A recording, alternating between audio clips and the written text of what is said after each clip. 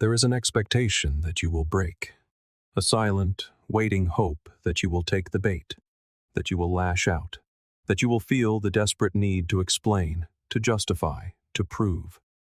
This world, it seems, is wired for provocation. Notifications buzz like insistent insects, people test your boundaries, and chaos presses in from every side. It is all designed to shake you, to make you move without thinking, speak without clarity, and feel without control. But what if you did not? What if, in the heart of all that noise, you could find a center of stillness? Not from apathy, but from discipline. Not because you do not care, but because you have trained your mind to respond instead of merely reacting, because you have anchored yourself in something far deeper than impulse. This is the teaching of the Stoics. Your true power is not revealed when life is easy. It is forged in how you hold your center when everything around you begs you to lose it. And in a world that profits from your emotional turmoil, your calm becomes an act of rebellion. Your self-control becomes a strategy. Your stillness becomes your strength. So, if you have ever felt that your peace is too easily stolen, or your emotions too easily hijacked, this is your moment to reclaim that power. Not by fighting harder, but by standing firmer, by mastering what the Stoics called the only true domain of power, your inner world. If you are ready to build that kind of strength with me, not for show, but for your soul, then please subscribe and follow a path back to yourself. Let us walk it together. 1. Do not react on cue. There is a certain silence that unnerves people more than any scream ever could. You have likely felt it, the kind of stillness that makes others shift in their seats, talk more than they should, or try even harder to get under your skin. This silence is not emptiness. It is control. The reason some people fear your stillness is because they cannot manipulate it. They do not know what you are thinking, how you will respond, or if you will respond at all. And that uncertainty exposes their need to feel dominant, to pull you into their game where they feel safe because they know the rules. But here is the truth. When people provoke you, most do not want connection. They want compliance. They want your energy, your time, your reaction. And the moment you give it to them, you hand them the script. You become a character in their scene, not the director of your own. There is a quiet strength in the pause, not just in biting your tongue, but in truly seeing the situation for what it is. Someone trying to pull you from your peace. You do not need to swing back. You do not need to prove you are smarter, wittier, or tougher. All you need to do is refuse to play. Because every time you respond out of impulse, out of that gut instinct to defend yourself, you are stepping into someone else's frame. You are reacting on their timeline. You are proving that you can be summoned, triggered, and prodded into motion like a toy with buttons. And the cost is always the same. Your energy, your dignity, your clarity. Calm is not the absence of emotion. It is the presence of mastery. It means you know exactly what you feel, but you have trained yourself to decide if and when it needs to be expressed. It is like walking through fire without letting the flames touch your skin. You feel the heat. You acknowledge it. But you do not flail. You do not let the world see you burn. You hold the line. And in that stillness, people begin to see something they cannot control. That is when they either respect you or reveal themselves. Either way, you win. Think of how often people lay little traps in your path. The sarcasm slipped into a casual conversation. The jokes that are not truly jokes. The compliments that somehow sting. These are not accidents. They are tests. They want to know, will you flinch? Will you fight? Will you try to make them feel small for trying to make you feel small? Most of us fall for it. We want to correct them. We want justice. But what we truly want is for them to admit what they did, and that rarely happens. So instead of closure, we find only frustration. Stoicism teaches us something powerful here. You are responsible for your response, not their action. That space between what they do and how you react, that is your entire kingdom. You either guard it or you abandon it. Epictetus once said, "If someone succeeds in provoking you, realize that your mind is complicit in the provocation." That strikes a deep chord, does it not? Because it shifts the focus from blaming them to disciplining yourself. This is not about letting people walk all over you. It is about choosing how and when you respond, because not every attack deserves a war. Some things are simply not worth the cost of your serenity. There is a profound dignity in not explaining yourself to people who are committed to misunderstanding you, in not wasting your clarity on someone who is only interested in your confusion. When you stop reacting, you stop bleeding energy into every minor insult or sudden mood swing thrown your way. You begin to choose your moments, and when you do speak, your words carry weight, because they are not scattered in panic. They are placed like stone, and this is not about being cold or emotionless. It is about being anchored. Calm does not mean you let things slide that truly matter. It means you decide what matters enough to break your silence.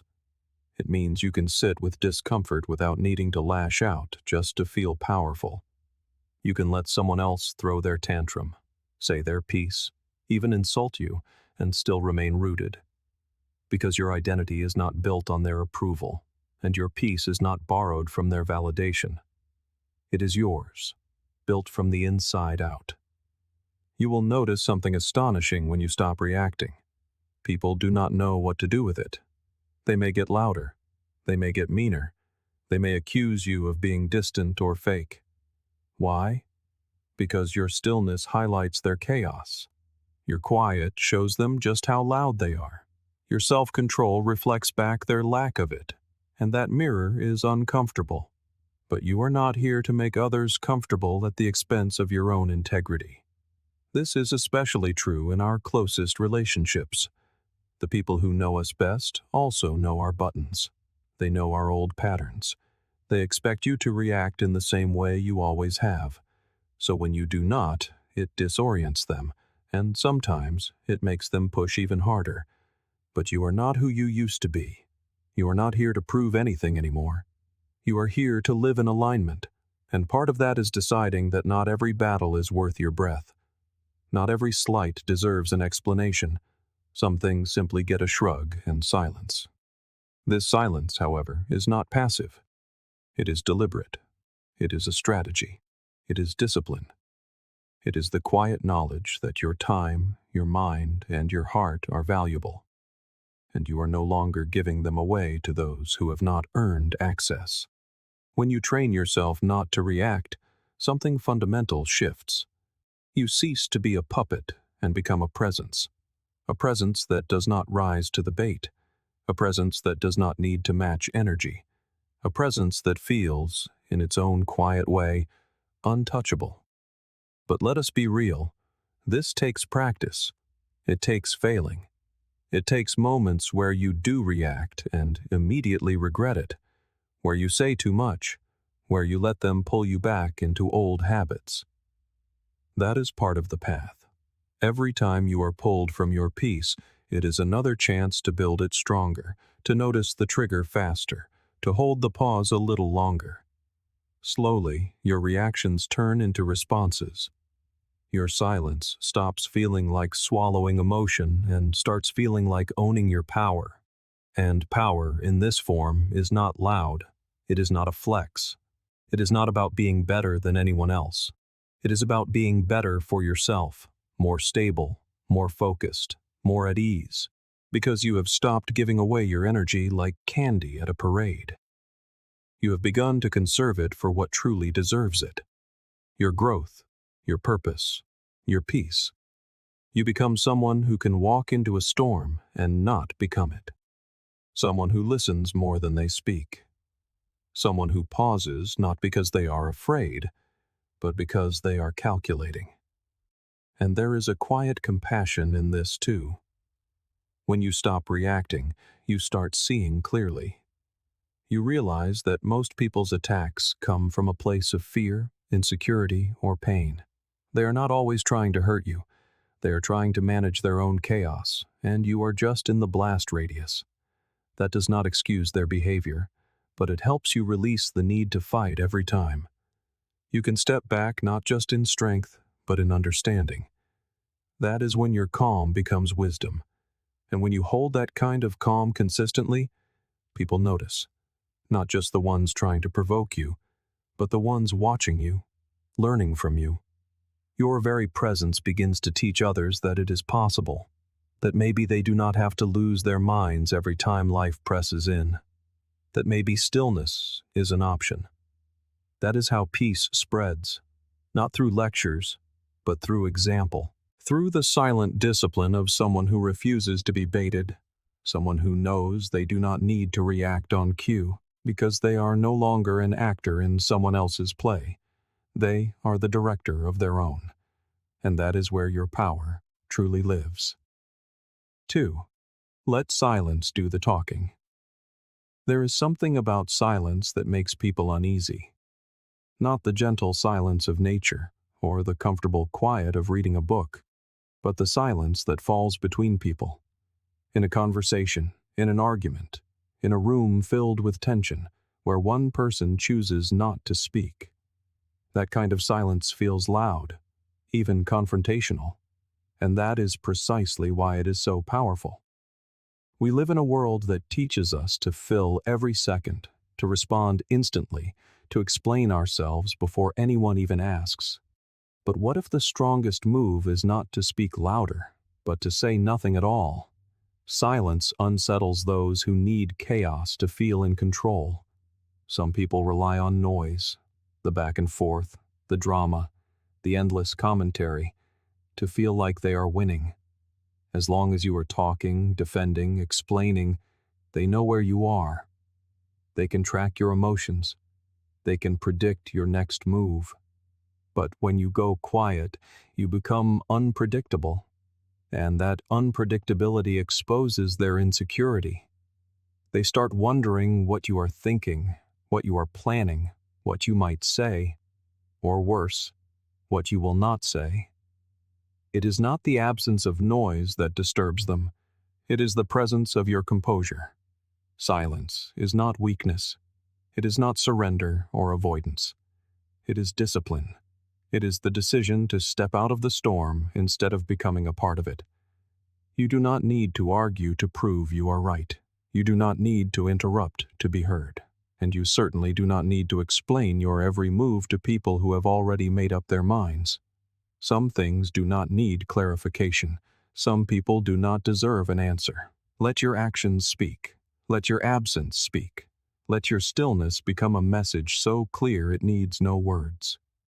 When you sit in silence long enough, something fascinating happens. People fill the void. They talk too much. They repeat themselves. They reveal things they never meant to share.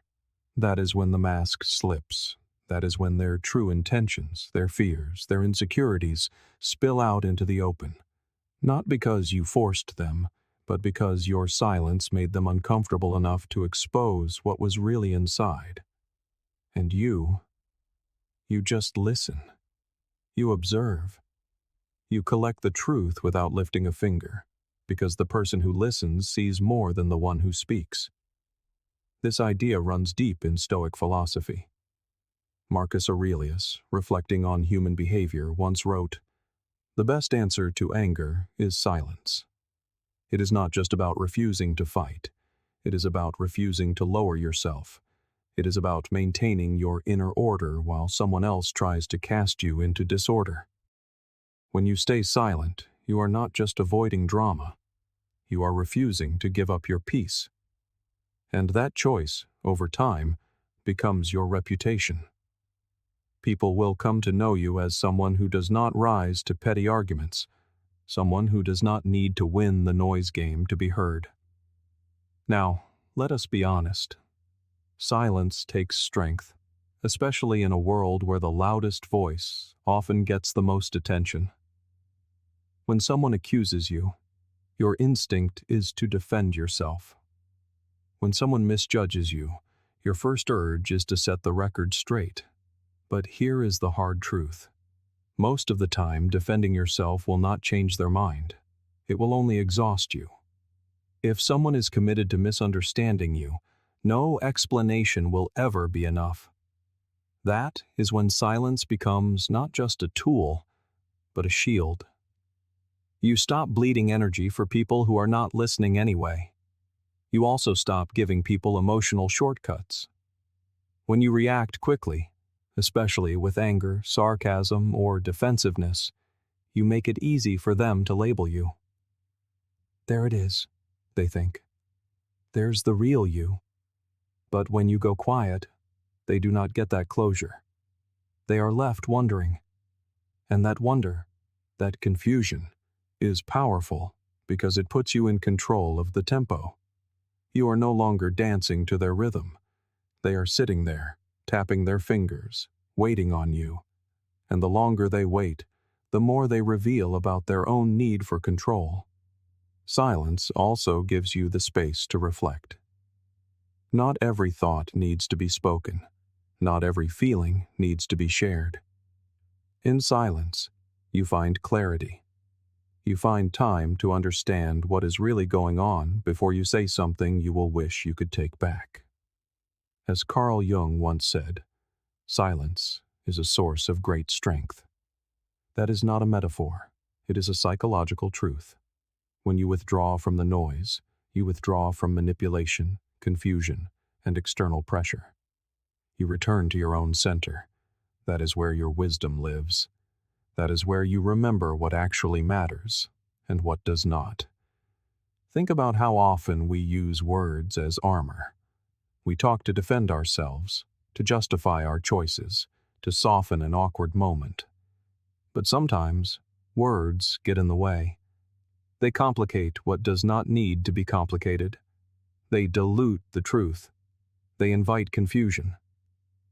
There is a reason the Stoics valued brevity, because clarity thrives in simplicity. And sometimes, the clearest thing you can do is say nothing. There is also a spiritual quality to silence. It allows you to witness not just what others are doing, but what you are doing, your patterns, your triggers, your impulses. When you are always talking, you are always reacting. But in silence, you begin to observe. You start to understand. That is where real self-awareness is born. It does not come from more noise. It comes from stepping back and watching your own mind without judgment. That is Stoicism in practice. Not just being calm, but seeing clearly through the storm. Of course, some people will be bothered by your silence. They will accuse you of being distant, cold, or rude. But that says more about their discomfort than it does about your boundaries. Do not let guilt drag you back into the noise you walked away from. You are not responsible for managing other people's discomfort with your peace. If someone truly values your presence, they will learn to sit in that stillness with you, not demand that you fill it for them. In relationships, this can be transformative. When you stop rushing to respond, when you let silence settle instead of forcing the next word, you create space for real connection, for truth, for a pause. You stop reacting out of fear and start listening out of care. You stop performing and start being. That kind of presence is rare. That kind of presence is healing. There is also a tactical strength in silence. In a negotiation, the person who speaks less often holds more power. In a confrontation, the one who stays calm usually sees the path out before the other even realizes there is a choice. In leadership, silence shows restraint and control, and it earns trust. People do not follow noise, they follow direction, they follow clarity, and clarity comes from silence first. But remember, silence does not mean suppressing emotion. It means owning it. You can feel deeply and still choose to say nothing. That is not repression. It is mastery. And the more you practice it, the more you will realize that silence is not empty. It is full of patience, full of strength, full of everything the noise is trying to distract you from. Eventually, people start to understand. Not because you told them, but because your silence made them listen. Your silence taught them how to treat you. Your silence reminded them that some energies cannot and should not be matched. Because your calm is not just a mood. It is a message. It says, I know who I am. I know what I stand for. And I do not need to shout it to prove it.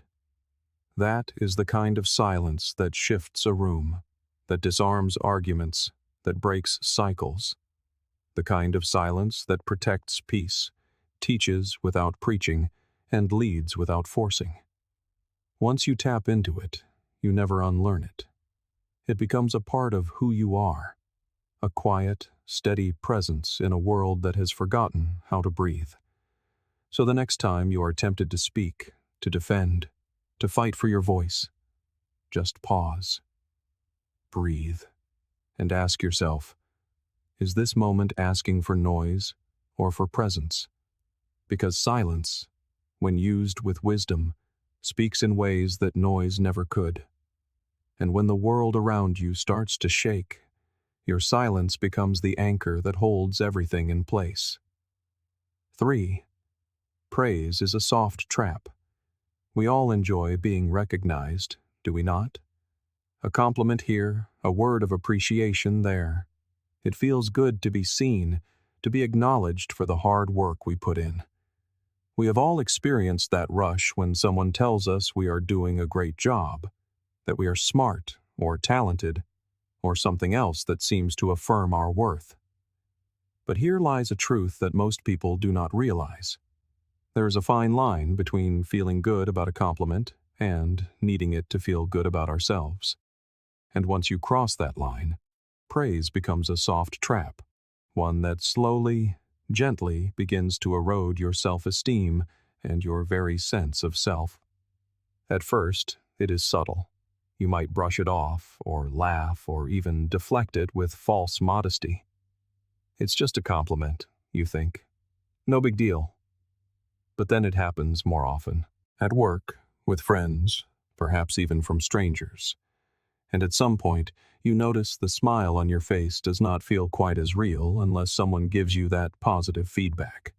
It begins to feel like a necessity, like a fuel you cannot run without. And that is when the trap closes. Because now, your worth is attached to external validation. You are no longer standing on solid ground. You are floating, waiting for the next compliment just to keep you in the air. The Stoic path, however, teaches us something different. Marcus Aurelius wrote, "The happiness of your life depends upon the quality of your thoughts." Think about that for a moment. The happiness of your life does not depend on what others say about you. It does not depend on whether or not you are noticed. It depends entirely on what you tell yourself. The world can praise you or criticize you, but the Stoic understands that neither of these should ever define them. Praise and flattery are like sunshine. It feels wonderful when they break through the clouds, but you cannot rely on them for your survival. They are external forces, changing with the whims of the weather. To base your happiness and self-worth on them is to live at the mercy of that weather. And the weather, believe me, is a fickle master. So what happens when you become attached to praise? You begin to perform for an audience. Your actions and your decisions become shaped not by your own values, but by the anticipation of applause. You no longer act because something is right. You act because you long to hear those affirming words again. And here lies the true cost. In performing for approval, you surrender your power. The moment you depend on praise for happiness, you lose the ability to live authentically. You become predictable, a person who does only what gets them noticed instead of what aligns with their soul. The Stoics taught that our actions should be driven by inner virtue, not by external rewards. We act because it is right, not because we want others to see. When you live in accordance with your values, your actions are solid. They are rooted. There is no need to perform for the world, because you are who you are, regardless of what anyone else thinks. Praise becomes something you can accept, but do not cling to. You appreciate it as a gentle reminder that you are on the right path, but you do not rely on it to guide your steps. This mindset is not about rejecting all praise or denying the need for recognition. It is about creating a foundation so strong that no compliment, no matter how glowing, can shake your sense of self. The psychologist Carl Jung touched upon this idea of inner strength when he said, "The privilege of a lifetime is to become who you truly are. To do so, you must detach from the opinions of others. You must let go of the need for external validation. When you stop performing, you create the space to simply be. You become self-actualized, living from a place of internal clarity. The people who praise you are not the ones who determine your worth. You do. And when you live from this place of self-truth, praise is merely a fleeting moment, not a permanent fixture of your identity. And what of criticism? It is much the same. If you allow criticism to define you, if you accept it as the final truth of who you are, then you have once again given up your control. You are letting the world dictate your emotional state. Stoicism teaches us that criticism, just like praise, is an external force. It is simply someone else's perspective. It cannot define you, for it is a reflection of them, not your truth. The goal is to develop an inner clarity where neither praise nor criticism has the power to make you feel more or less than you are. In this way, you build true emotional resilience. Praise and criticism will always come and go, but your sense of self must be anchored in something far deeper. When you let go of the need to please, you reclaim your power. You no longer bend to the whims of praise or the sting of criticism. You stand firm in your own truth. Think about the last time someone praised you. How did it feel? Was it a soaring high, or a fleeting warmth that faded as soon as the next opinion came along? Praise feels wonderful, but relying on it leaves you forever chasing that next high. The key is not to avoid it, but to understand its role. Praise, like criticism, is merely noise existing outside of you. When you make it central to your happiness, you lose yourself in the shuffle. So, how do we make this shift? First, we must learn to detach from the need for approval. When someone praises you, thank them, but do not let their words take root. Acknowledge the kindness, but do not hold on to it. Let it flow through you, not into you. Recognize that your worth depends not on how others see you, but on how you see yourself. By internalizing this, you free yourself from the trap of constant validation seeking. You begin to live for yourself, not for the applause. Second, we must develop an unshakable sense of self. This comes from knowing who you are, independent of external recognition. When you stop wasting energy performing for others, you create more space to live authentically. You stop being sidetracked by opinions and focus on what truly matters, living in alignment with your values. This means making decisions based on your principles, not on the desire to be liked. And when criticism comes, as it inevitably will, do not be shaken. Remember, it says more about the person speaking than it does about you. You do not need to defend yourself. Stay rooted in your inner clarity. When you stop trying to prove your worth to others, you deny them the power to diminish you. Instead, you maintain your peace. You stand firm.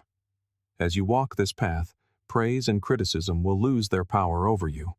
You will appreciate them for what they are, temporary, fleeting moments that have no real bearing on your worth. You will realize that true fulfillment comes not from external validation, but from the quiet alignment of your actions with your deepest principles. That is the true path to peace. That is the Stoic path. You are the one who decides your worth, not the world around you. So smile, nod, and keep walking. The applause does not define you. Your inner peace does. A strange phenomenon occurs when chaos takes hold. It doesn't merely make the world louder or more cluttered. It makes everything accelerate.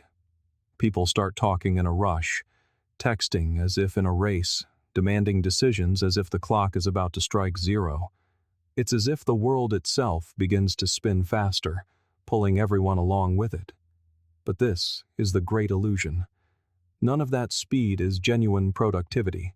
It is panic disguised as urgency, the noise of people scrambling, convinced they are getting somewhere, when in truth, they are simply speeding toward their next mistake.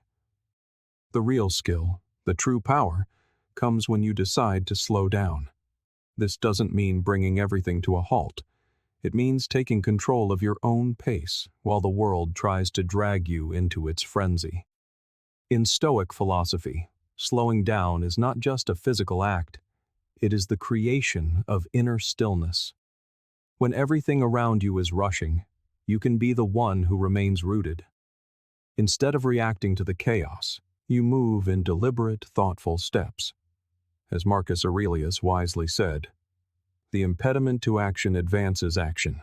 What stands in the way becomes the way." When pressure builds and people around you are sprinting, that is the precise moment to pause and consider your next move. That is when you gain clarity. You stop being swept away by the current and begin to navigate with intention.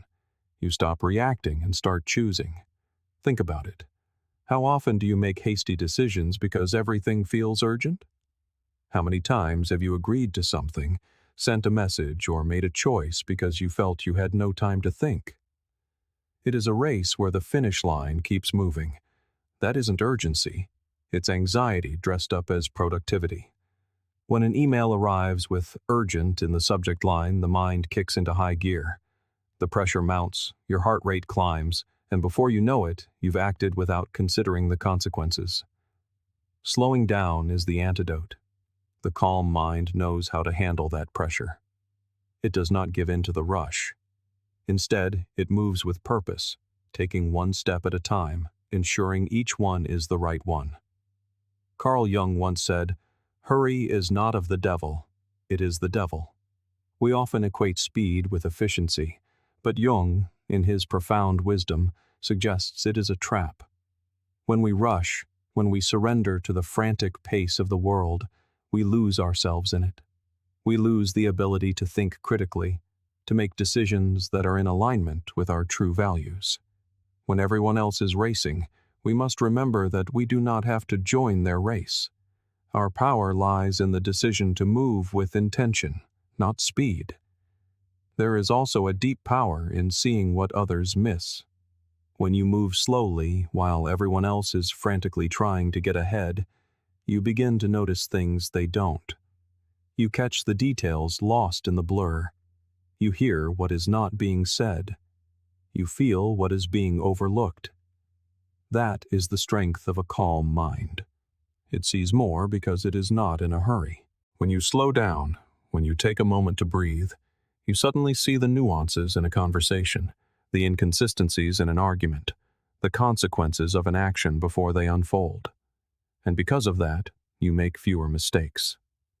In a world that demands more and more, slowing down is an act of resistance.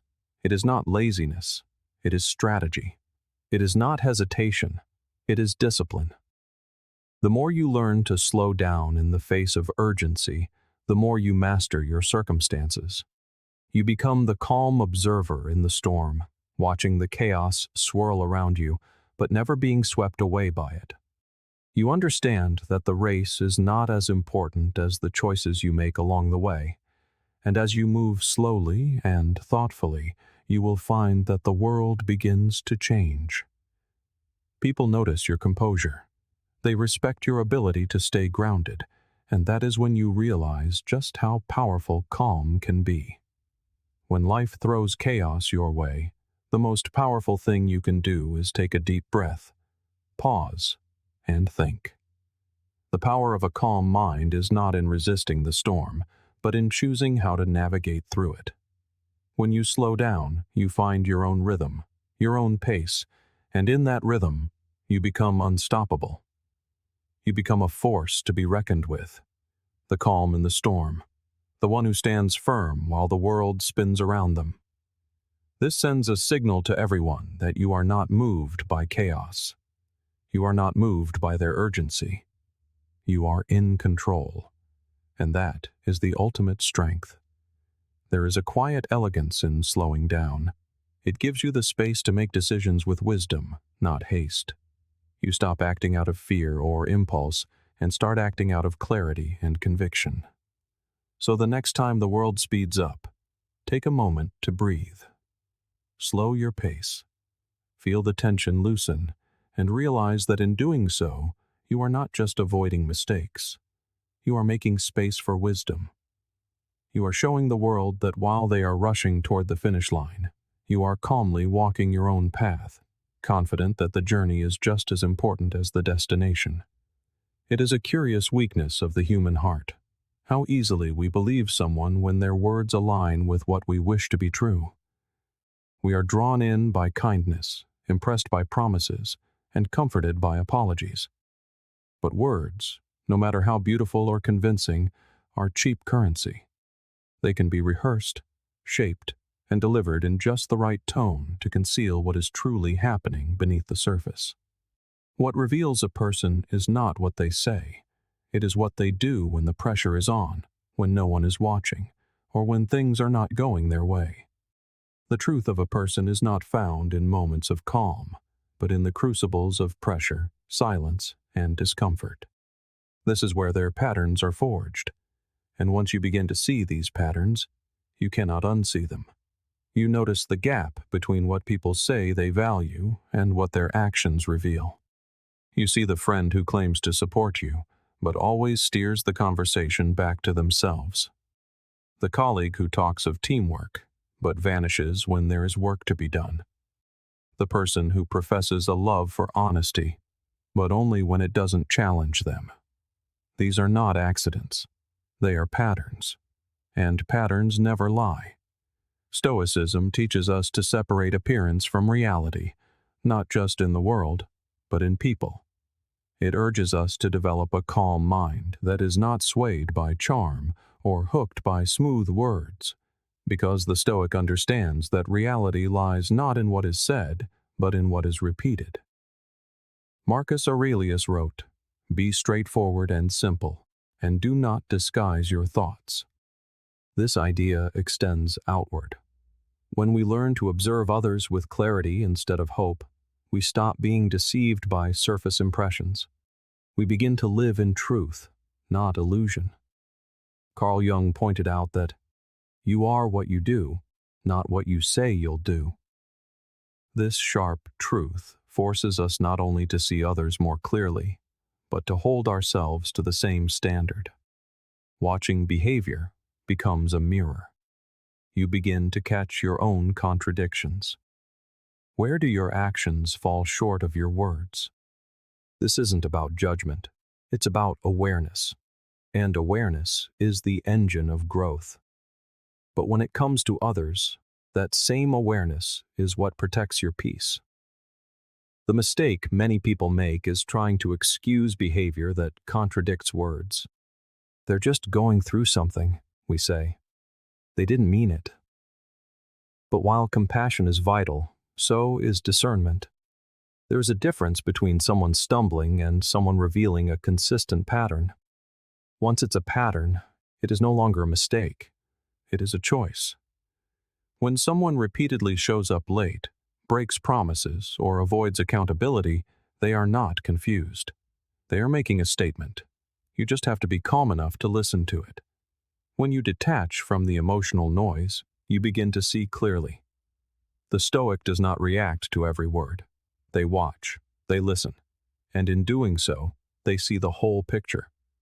Over time, you learn that actions do not just show character. They are character. How someone handles responsibility, how they treat those they don't need, how they speak of others behind closed doors. These are the true indicators, not their apologies, not their affirmations, not even their reputation. Habits never lie. And here is the remarkable part.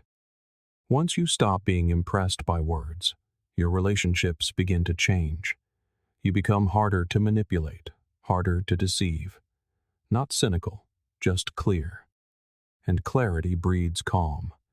You no longer argue with people, trying to convince them to be who they claim to be. You simply watch. You adjust your expectations to match reality. That is emotional maturity. That is Stoic discipline. It is easier to believe the fantasy, to hope someone will change, to cling to what they said instead of confronting what they did. But hope, when ungrounded in reality, is blinding. Stoicism teaches us to be honest with ourselves about who someone is now, not who we wish they were, but who they consistently show up as.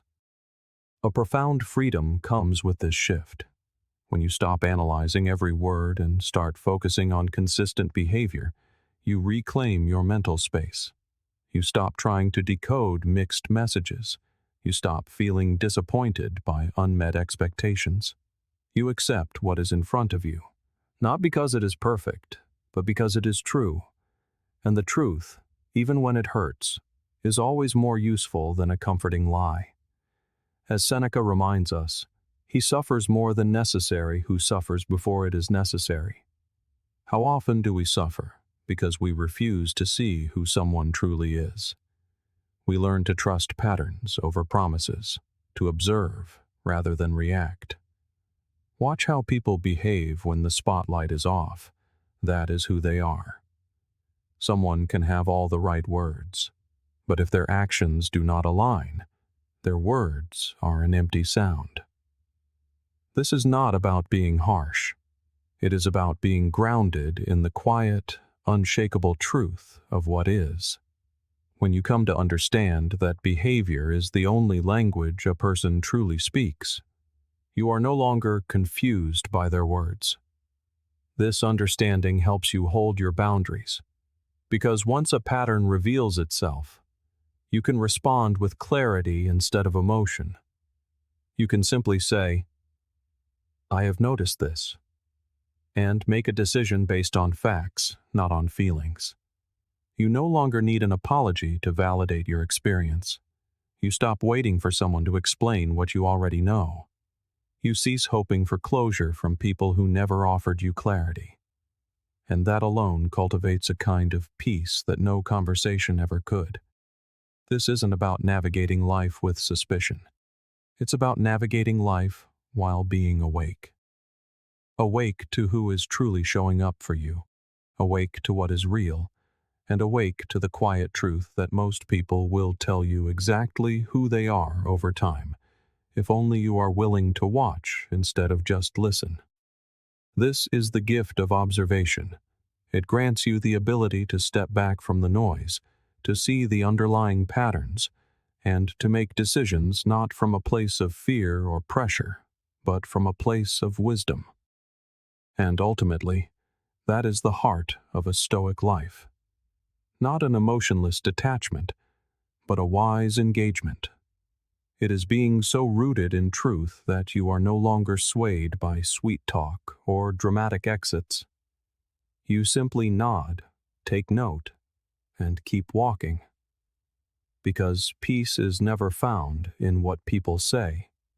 It is found in what you accept as reality. The more you live by what you see, the less you will suffer from what you hear. 6. Accept what could go wrong. Life is unpredictable. At any moment, it can hurl challenges at us that we never saw coming. One minute, all is well.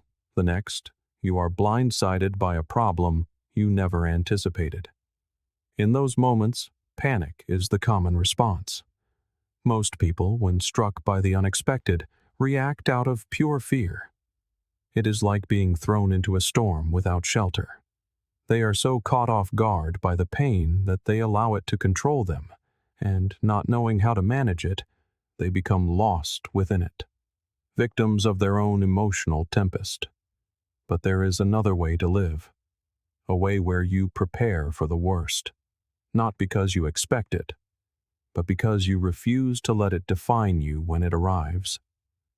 The Stoic philosophers were masters of this discipline. They understood that life was not about avoiding pain or discomfort, but about how we choose to handle it when it inevitably comes. As Marcus Aurelius wrote, "The happiness of your life depends upon the quality of your thoughts." He meant that while pain and difficulty are woven into the fabric of life, the quality of that life, the peace you maintain and the grace with which you move through hardship, depends entirely on how you prepare your mind. This is not about pretending everything will be fine. It is about mentally rehearsing the moments when things go wrong, so that when they do, you are not thrown from your path. Most people walk through life expecting a smooth journey, so when things fall apart, they panic. Overwhelmed by emotion, they soon find themselves drowning in stress and anxiety. They never anticipated failure, so when it arrives, it feels like the end of the world. But those who remain calm in the face of adversity, who have taken the time to mentally prepare for the worst-case scenario, are able to navigate the storm with a clear mind. They have already walked through the darkest possibilities in their imagination. They have faced the idea of loss, of failure, of betrayal, and they have accepted it, not because they desire these things, but because they know they have the strength to handle them if they come to pass. When you mentally prepare for what could go wrong, you cease to be its victim when it happens. You cannot predict every detail of your life, but you can always choose how you respond. The calmest people are those who have mentally rehearsed the challenges that might come their way. They know that suffering and setbacks are an inevitable part of the human experience, and they do not fear them. In fact, they embrace this discomfort as a catalyst for growth. This doesn't mean they seek out pain, but that they accept it as part of life's cycle. And because of this acceptance, they remain steady when challenges arise. Carl Jung spoke of the power of confronting the shadow, those parts of ourselves we try to ignore. He said, "One does not become enlightened by imagining figures of light, but by making the darkness conscious." This idea connects directly to accepting the worst that can happen. You do not gain strength by pretending everything is perfect. You become resilient not by ignoring the possibility of failure, but by acknowledging your fears, confronting the worst-case scenarios in your mind, and accepting them as possibilities. In doing so, you develop the mental fortitude to face whatever comes. This is not a call to dwell on negativity or live in constant fear. It is about preparing your mind to be unshaken when the unexpected occurs. It is about accepting that you cannot control the world outside, but you can always control your world within. If you constantly run from the possibility of pain, you will live in fear of it, and that fear will hold you back from truly living. But when you accept the potential for hardship, you are no longer afraid of it. You are ready to face the unknown with clarity, strength, and resolve. When you embrace this mindset, you begin to move through life with a quiet confidence. You are not rattled by minor hiccups. Setbacks do not define you. You are prepared for them, and when they arrive, you face them with a calmness that may even surprise yourself. This doesn't mean you won't feel pain or frustration, but it means you won't let those emotions take control. You stay grounded because you have already prepared for this moment. This is why the Stoics spoke so much of inner resilience. They were not interested in avoiding pain. They were interested in facing it without being broken by it. As Seneca said, "We suffer more often in imagination than in reality." This is a crucial point. Most of our fear comes from imagining the worst, not from the event itself. By mentally preparing, you strip the fear from the unknown. You stop imagining and start focusing on what you can control. And when the challenge arrives, you often find it is not nearly as daunting as the fear you built around it. When life strikes, the calm mind moves with purpose. There is no hesitation, no panic. You have already envisioned the storm, so when it arrives, it feels strangely familiar. The prepared mind understands that life is not about avoiding difficulty. It's about learning to navigate it. Your actions become clear and decisive. You stop wasting energy on uncertainty and act with the confidence of knowing you can handle what comes. By mentally preparing for failure, loss, and pain, you free yourself from fear. You start living with the knowledge that you can face whatever life throws at you. You have already walked through the fire in your mind, so when it comes, you do not flinch. You do not crumble. You simply face it with the steady resolve of someone who is ready for what comes next. 7. Hide your hunger. There is an intoxicating rush in announcing your goals, a surge of pride as you speak your ambitions into the world. But here lies a subtle trap. When you shout your goals from the rooftops, you often distract yourself from the work.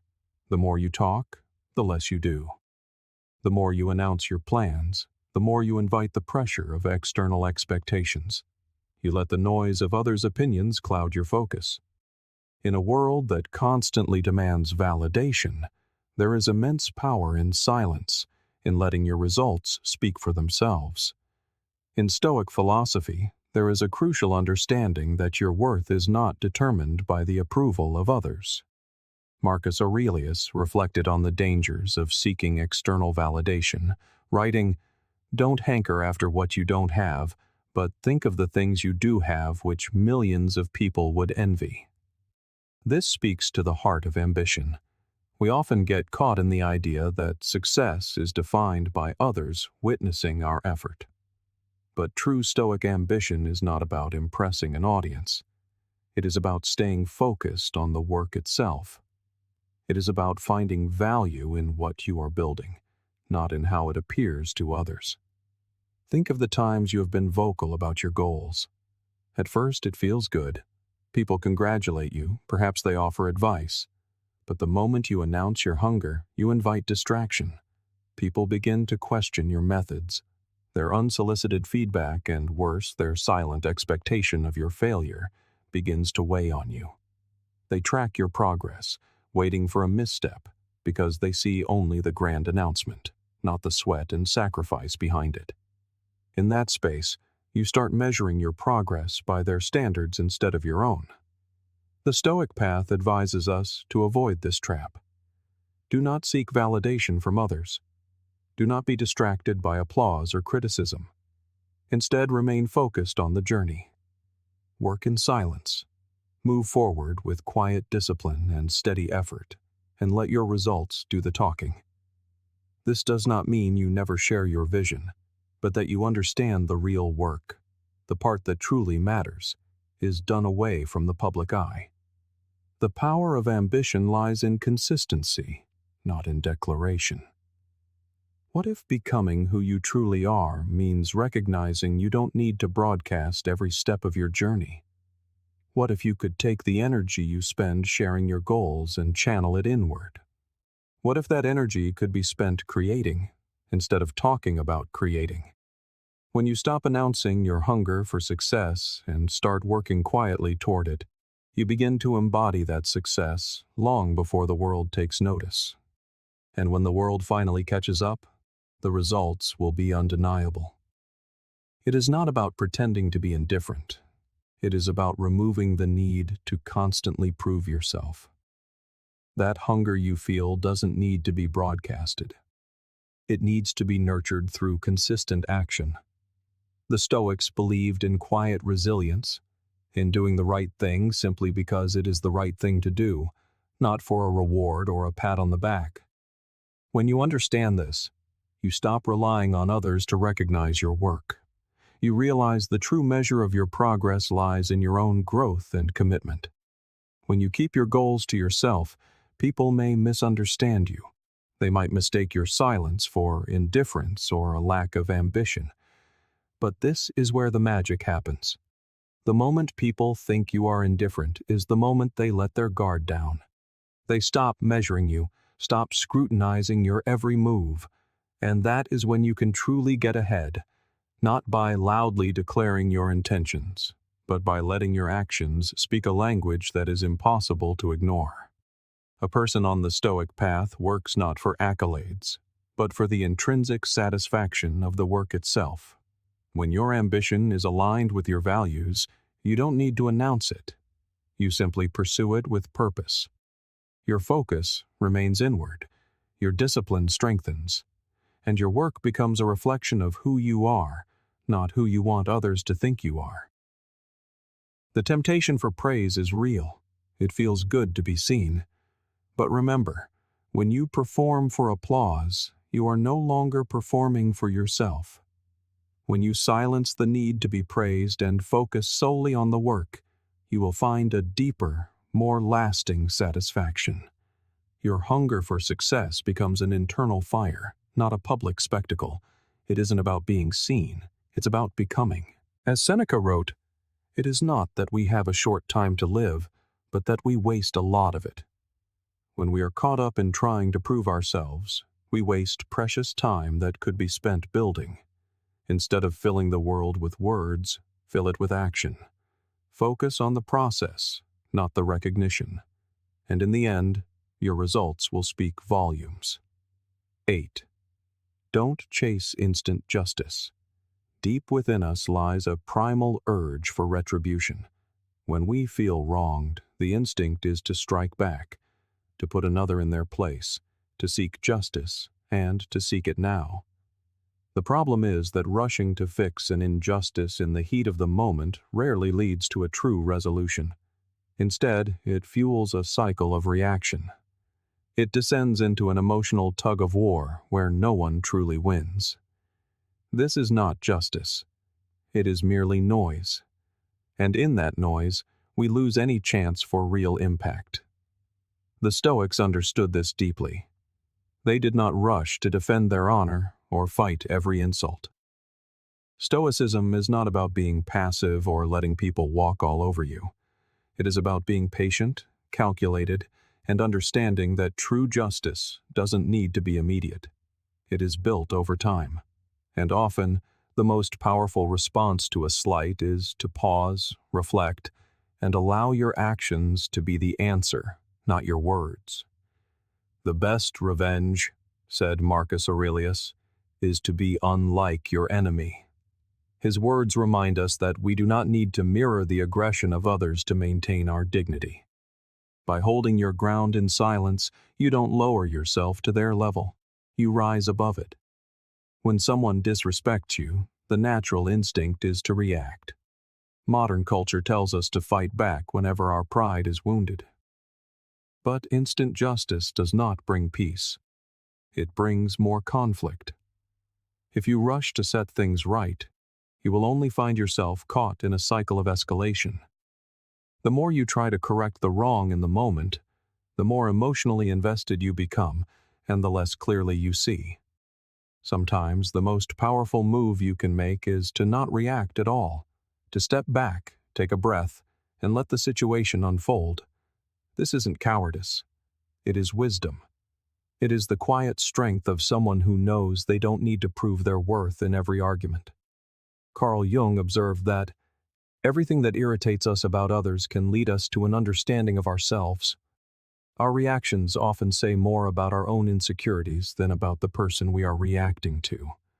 When someone disrespects you, instead of reacting immediately, consider what that moment reveals about you. Why does it bother you so much? What part of you feels threatened? This kind of introspection leads to true personal growth. Instead of chasing instant justice, use these moments as a mirror. The Stoic mind knows that justice isn't about proving a point in the heat of the moment. It is about understanding your emotions, holding your peace, and acting from a place of strength, not reaction. When we rush into a battle of words, trying to win an argument or expose a flaw in another's logic, we are not engaging in real justice. We are engaging in a power struggle, and these struggles, no matter how much we feel we've won, only drain our energy. True justice, the Stoic version, is quiet. It is thoughtful. It is not about making a point, but about making a lasting impact. It is about having the clarity to wait for the right moment, and then acting with precision, not with passion. When you hold your ground with quiet composure in the face of disrespect, you earn something far greater than the fleeting satisfaction of a sharp retort. You gain a deeper respect, the kind that is reserved for those who are unwavering in their integrity. Consider how often our emotions steer us into actions that ultimately do us no good. You are pulled into an argument, and before you know it, you have said things you never meant. The instant you surrender to the impulse to react, control is lost. You have allowed another to become the master of your emotional state. Instead of commanding your own response, you are merely reacting to theirs. The profound beauty of a Stoic calm is its power to liberate you from this emotional feedback loop. You are not chasing immediate justice, but allowing it to arrive in its own time.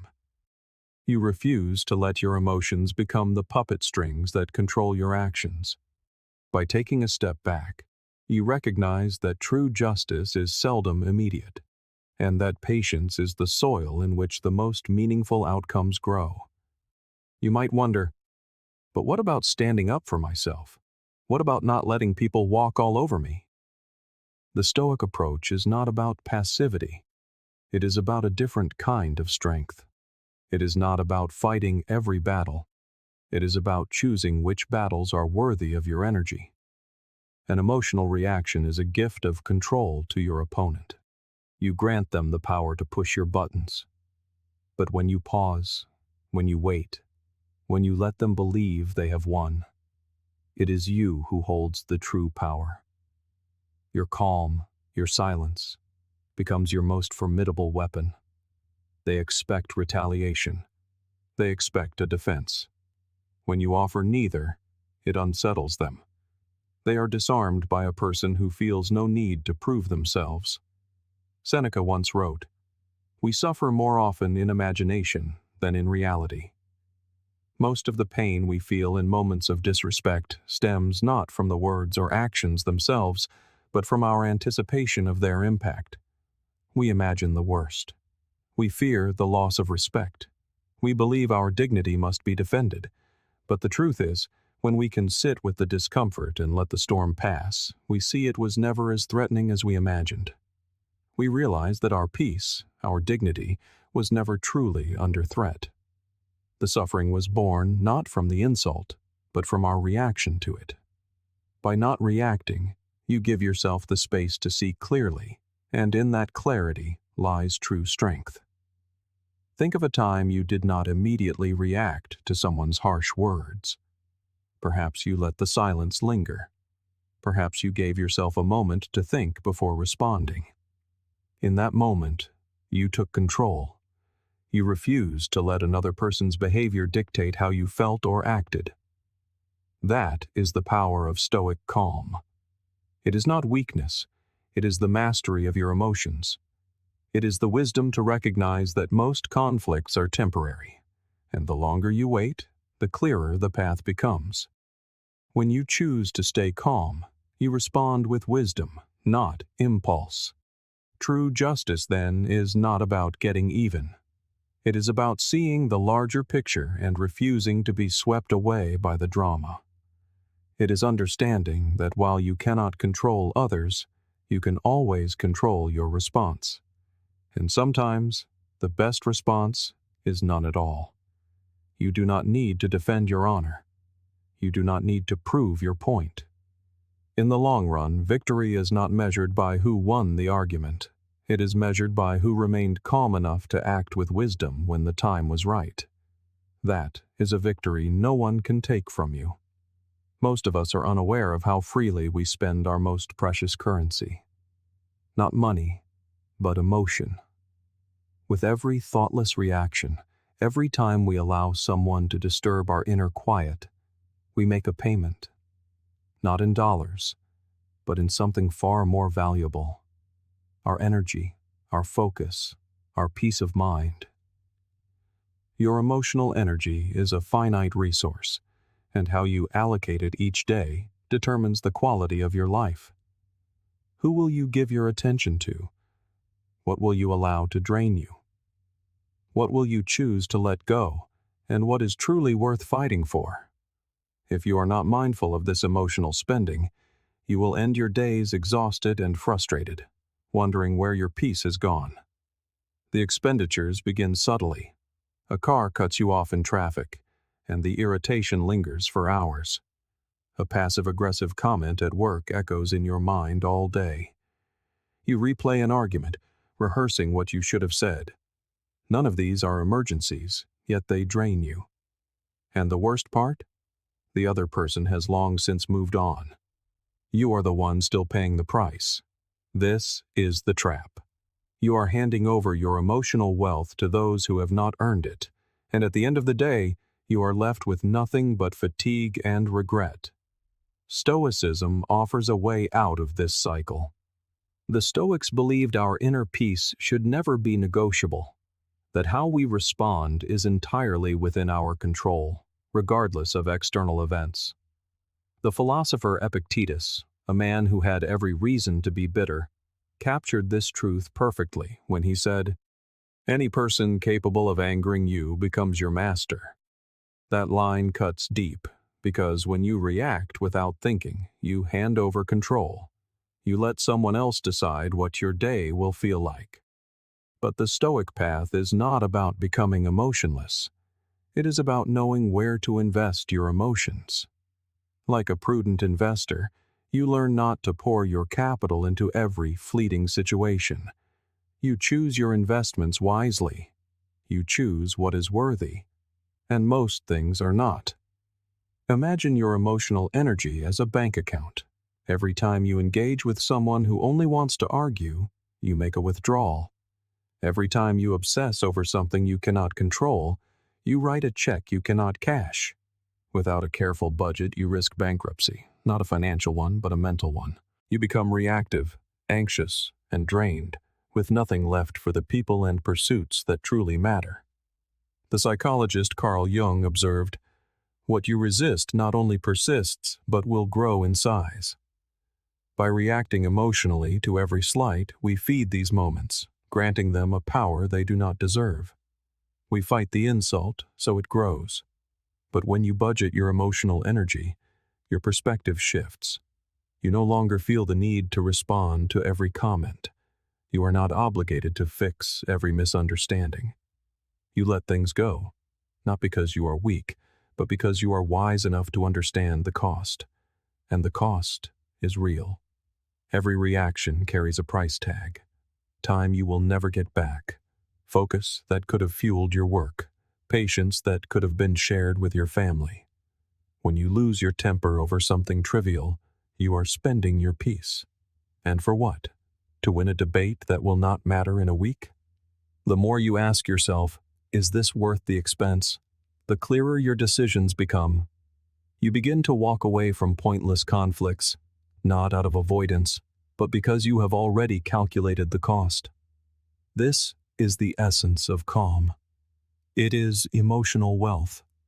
It is the reserve you carry when you stop spending your reactions on things that do not matter.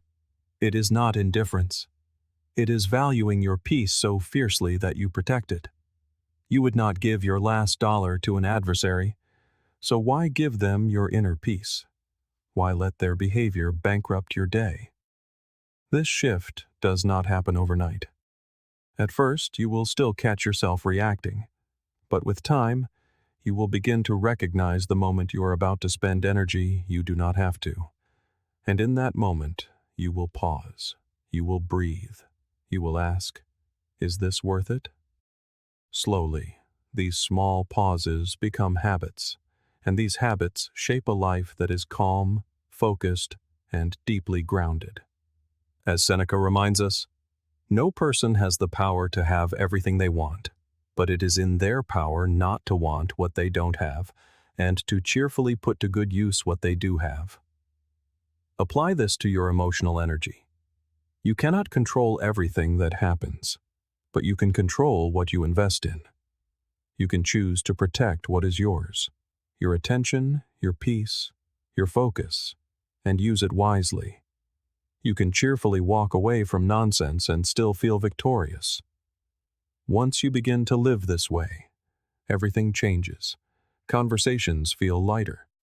Disagreements no longer derail your day. You stop chasing validation from others. Why? Because your emotional reserves are full, and you have no interest in making change for those who cannot afford your peace. That calm you carry is not weakness, it is value. It is something you have earned by choosing your peace over proving a point. This is where real strength begins, not in the volume of your response, but in the quiet necessity of it. When someone tries to bait you, and you do not bite, when a situation descends into chaos and you remain grounded, that is emotional wealth. It is strength that has no need to announce itself. And ironically, that is what shakes people most. The realization that they cannot buy your reaction. That no matter what they do, you have already decided what is worth your time. That kind of control is not just stoic, it is magnetic. So, from this day forward, think like a wise investor. Budget your energy. Be mindful of where you spend it and on whom. Not everything deserves your presence. Not every problem is yours to solve. The more you value your peace, the more you will protect it. And in that space between stimulus and response, you will find something priceless: freedom. The freedom to walk away, to stay calm, to remain untouched. That is your emotional wealth, and it is worth everything. Sometimes the sweetest words carry the sharpest edges. We all enjoy being praised. It feels good. It warms us. But not all praise is born of sincerity or kindness. Indeed, the most insidious manipulation often begins with the kindest of words. That is the trap. When you are not paying attention, flattery becomes a tool to disarm you, to lower your guard, to divert your attention from what is truly happening. Praise has a way of making us comfortable, and in comfort we cease to ask questions. The Stoics teach us to be cautious not only with criticism, but with compliments, for both have the power to alter our internal state. The wise mind is neither intoxicated by praise nor crushed by insults. It remains steady, anchored. As Marcus Aurelius advised, receive without pride, let go without attachment. This includes praise. A Stoic mind accepts a compliment with grace, but does not build its home there. The moment you need praise to feel secure, you become vulnerable to those who know how to wield it. Flattery can be sincere, but often it is strategic. People may tell you precisely what you long to hear, not to lift you up, but to soften your defenses, to gain your trust, to open a door you would otherwise keep closed. The compliment becomes a transaction, and if you are not careful, you will begin spending your time and energy on people who never meant a word they said. This is not paranoia, it is simple awareness, and awareness allows you to remain sharp, even when things feel sweet. Carl Jung understood this principle well. Until you make the unconscious conscious, he wrote, it will direct your life, and you will call it fate. If you accept all praise without discernment, if you never pause to ask, why this, why now, you risk becoming a vessel, easily steered by the currents of others' words.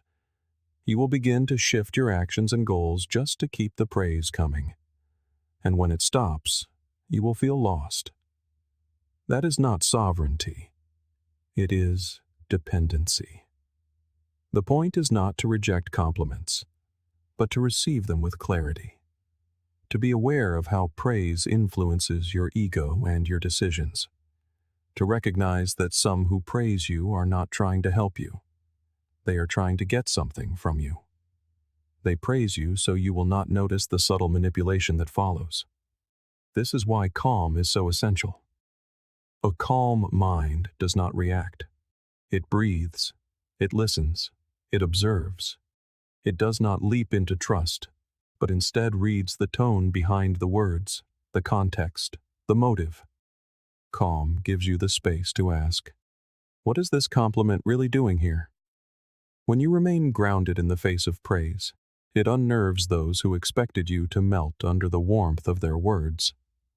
Your composure is a sign that you cannot be bought with words, and that is a powerful position to occupy.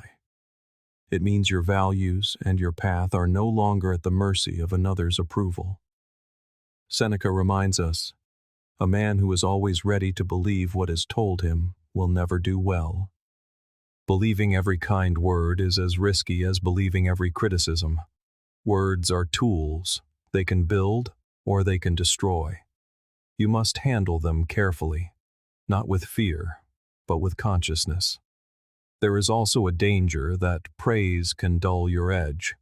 When you are constantly told you are amazing, you may stop pushing yourself. You might begin to believe you have arrived, that the work is done. That is when growth stops. That is when comfort becomes a cage. One of the most subtle dangers of praise is that it can persuade us to linger in places we were only meant to pass through. This is why a Stoic, even when admired, keeps moving. Not out of ingratitude, but out of discipline, knowing there is still ground to cover. This does not mean you become cold or detached. It means you accept compliments with balance. You don't get high on them. You don't seek them out. You simply acknowledge the moment, appreciate the sentiment, and return to your path. No clinging, no ego, just presence. Flattery works because it feeds the part of us that craves affirmation. But Stoicism reminds us that true affirmation must come from within. You must know who you are, not because others told you, but because you did the work to find out. When you are anchored in your own self-knowledge, flattery loses its power to control you. The calm mind, the grounded Stoic mind, sees the pattern before it takes hold. Stillness is a shield. It allows you to hear the compliment without letting it slip past your guard. It lets you nod politely while keeping your eyes open, to enjoy kind words without being owned by them. Praise does not need to be feared, but it must be filtered. So the next time someone offers you a compliment, pause, smile, say thank you, but quietly ask yourself, why now? Listen for the answer in their behavior, in their consistency, in what they ask of you next. And above all, stay sharp, even when it's sweet. Because true peace is not merely the avoidance of conflict. It is navigating kindness with the same clarity you would bring to chaos. That is calm.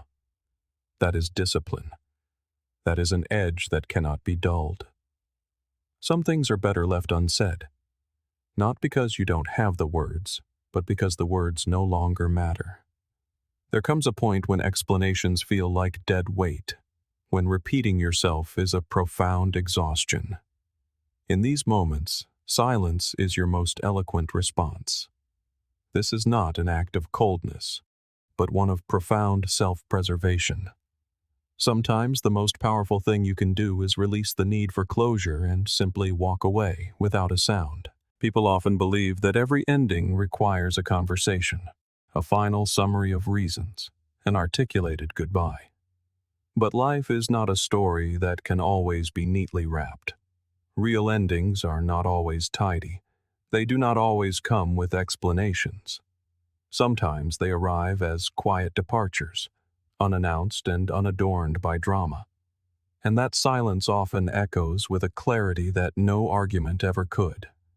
Stoicism reminds us to focus on what is within our control and release what is not. You cannot control how another person interprets your absence.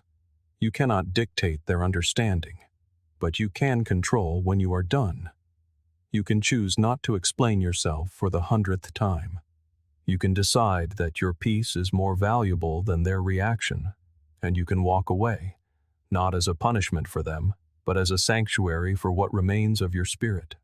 There is no need for shouting, no need for tears, and no need for one last explanation. When a line has been crossed, when trust has been worn thin, when your very spirit feels bruised, you have permission to leave.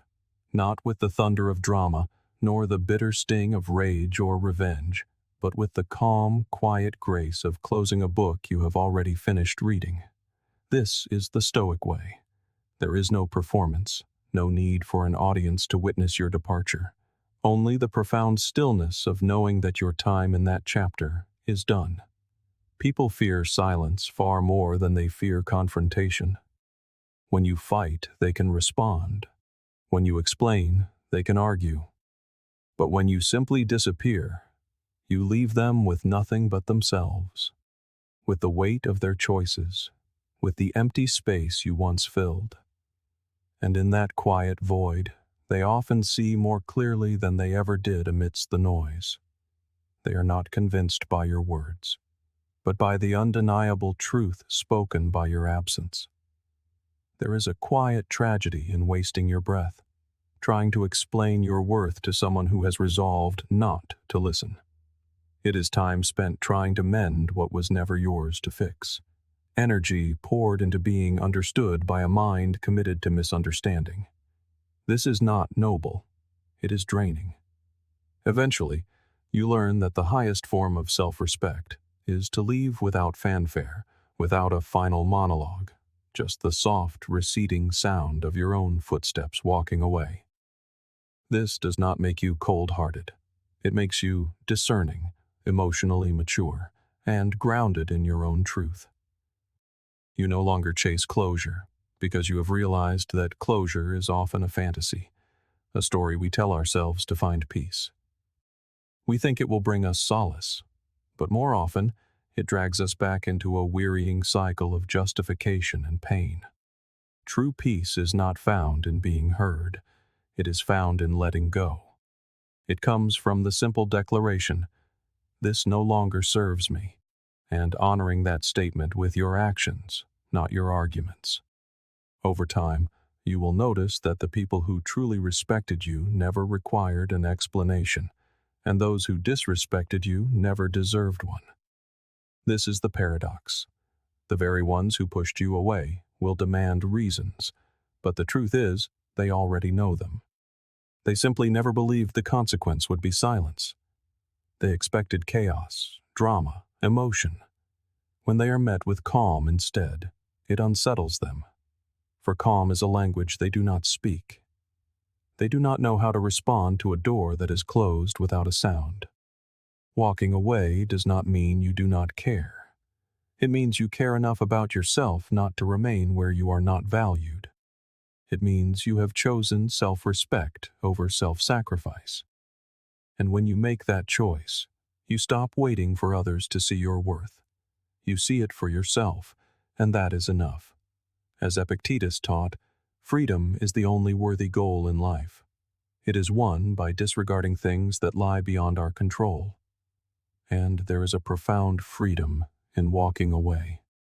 You release yourself from expectations, from explanations, from endless cycles.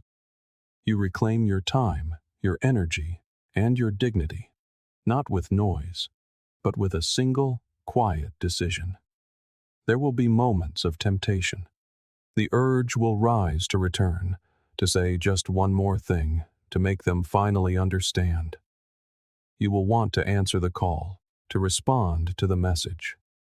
In those moments, remind yourself of why you left. Remind yourself of how many times you explained and how little those words ever changed a thing. Remind yourself that silence, too, is a form of strength. Let them wonder. Let them sit with the space you left behind. Let your absence be a mirror, reflecting their own actions back at them, not as an act of cruelty, but as one of clarity. For sometimes the most loving thing you can do, for yourself and for them, is to walk away without a word. No revenge, no guilt, no bitterness, just peace. Aristotle once said, Knowing yourself is the beginning of all wisdom, and walking away often teaches you more about yourself than staying ever could. It reveals what you will and will not tolerate. It clarifies what you value and what you have outgrown. It sharpens your instincts and strengthens your voice, even in its silence. You become less reactive, less desperate for validation, and more anchored in your own center. Others might call you cold, insisting you should have stayed and tried harder, but only you know the cost of remaining silent in your pain.